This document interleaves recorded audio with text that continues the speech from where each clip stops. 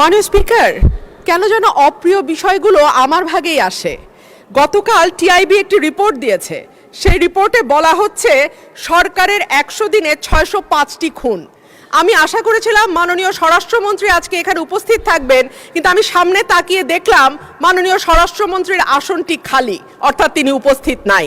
কি আর করা, তার অনুপস্থিতিতেই বলি। সরকারের প্রথম 100 দিনে দেশে হত্যা, অপহরণ সহ বিভিন্ন অপরাধে উদ্বেগজনক হারে ঘটেছে বলে দাবি করছে ট্রান্সপারেন্সি ইন্টারন্যাশনাল বাংলাদেশ। এই সময় দেশে 605টি খুন। লিলি আল্ট্রাসফট সিরাম জেল, যা গভীর থেকে স্কিনে দেয় 3 গুণ সিরাম হাইড্রেশন। সিরাম জেল হাইড্রেশনে ব্রাইট থাকো সব সিজনে।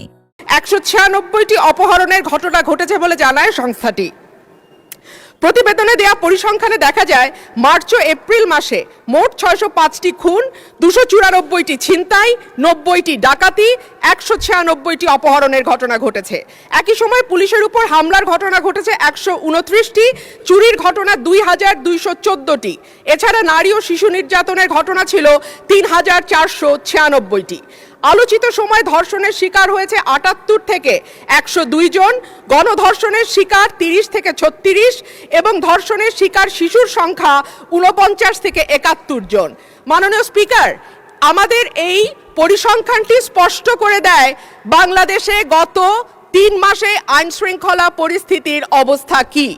আমি বলেছিলাম যে এই সরকারের অর্থনীতি এবং আইন শৃঙ্খলা, এই দুটো বিষয়ে যারা মন্ত্রণালয়ের দায়িত্বে আছেন তাদের উপরে নির্ভর করবে 50 ভাগ, এবং বাকি 50 ভাগ অন্যান্য মন্ত্রণালয়ের উপরে, যে এই সরকারটি কতটুকু সফল বা ব্যর্থ হবে।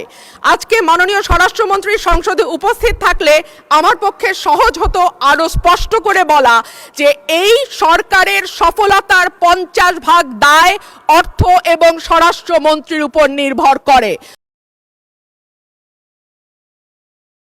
লিলি আল্ট্রাসফট সিরাম জেল, যা গভীর থেকে স্কিনে দেয় 3 গুণ সিরাম হাইড্রেশন। সিরাম জেল হাইড্রেশনে ব্রাইট থাকো সব সিজনে।